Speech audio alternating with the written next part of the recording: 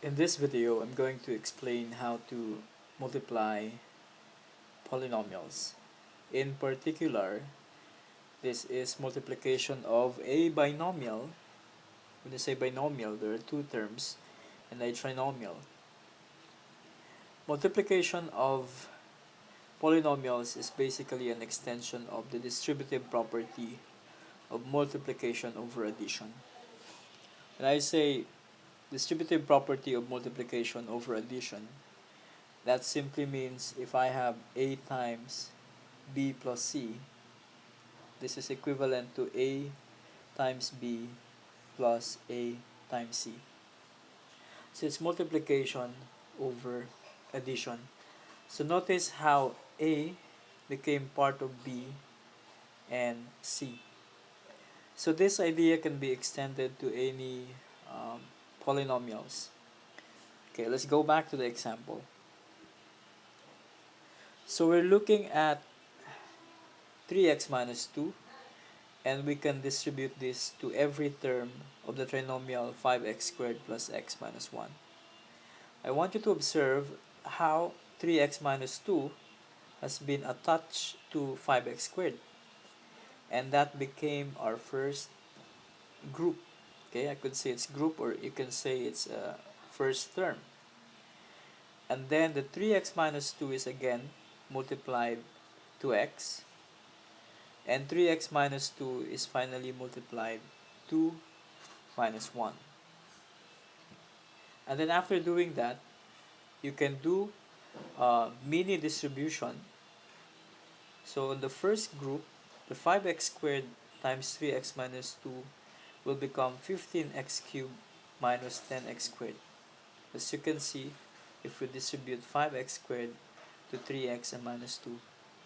In the same way, x times 3x becomes 3x squared, and x times negative 2 becomes negative 2x, or simply minus 2x. Negative 1 times 3x is negative 3x. Negative 1 times negative 2 is positive 2. Observe how I took away the parenthesis after the distribution. And then, after expanding it, you try to look for similar terms. Similar terms means, when you say similar terms, those are the terms with the same x and exponent.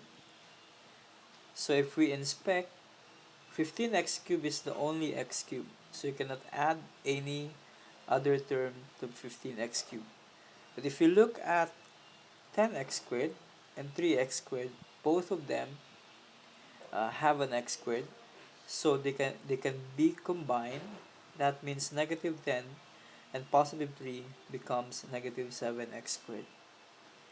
Another similar terms, we have negative 2x and minus 3x. So there's negative 2 and there's negative 3x, so that means negative 2 plus negative 3 equals negative 5x. Hence, this 2 became negative 5x. And the only number, which is what we call the constant, is 2, so we simply copy that. So after doing or combining the similar terms, we now get the product of 3x minus 2 and 5x squared plus x minus 1.